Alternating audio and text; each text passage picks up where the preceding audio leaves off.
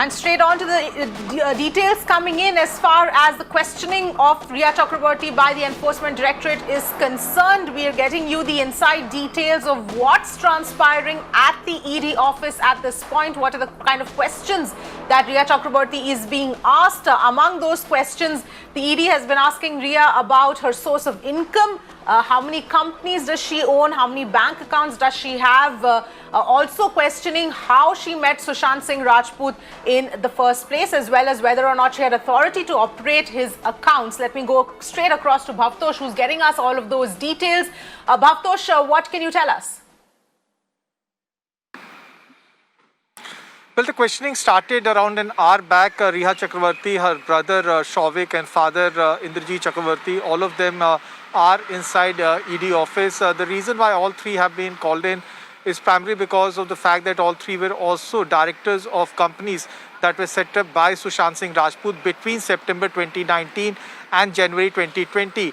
Now, these companies, in fact, had a share capital of 100,000 rupees. Rhea and her brother and also father invested around 33,000 rupees each. She's being asked about her income tax returns, about also about her bank statements, and whether she has any bank account which was operated jointly with Sushant Singh Rajput. ED has said that their questioning will revolve around whether there was a suspected illegal money transaction. During the course of investigation, ED has found documents of two properties that Rhea Chakraborty owns. One of the properties is in Khar East and another one is in Raigad.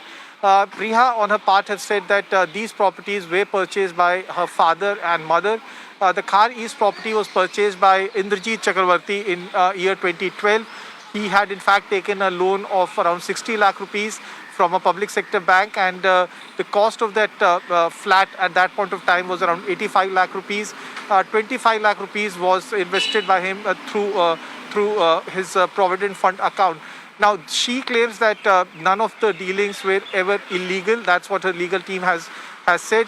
But high drama followed earlier in the day when she refused to join the investigation, claiming the matter is pending in the Supreme Court. ED hit back hard and said that if you don't show up, then it would be non-compliance of summons, and it could have been possible that 2 or 3 summons could have been issued to her during the weekend, thus forcing her to join the investigation immediately.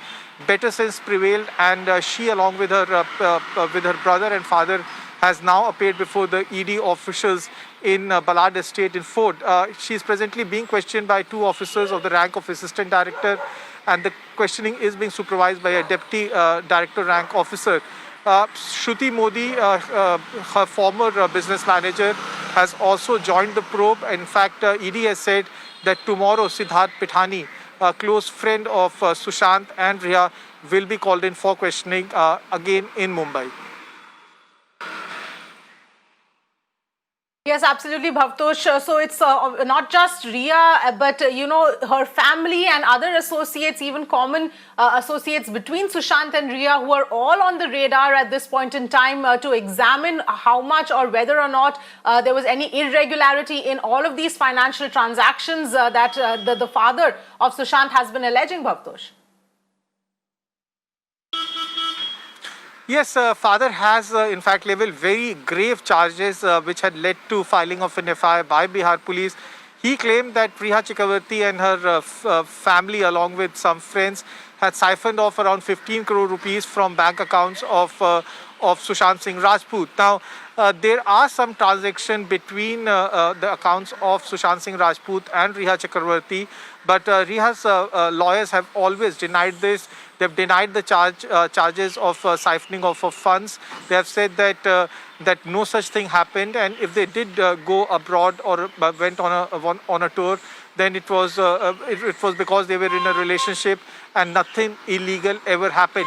Now, ED's statement will be recorded under Section 5 of PMLA, which means that all of them have to write down their statement, which also means that it would be a long day for Chakraborty's at ED's office in Mumbai. It can stretch up to 8 to 9 hours, and they might be summoned again maybe tomorrow or even day after tomorrow.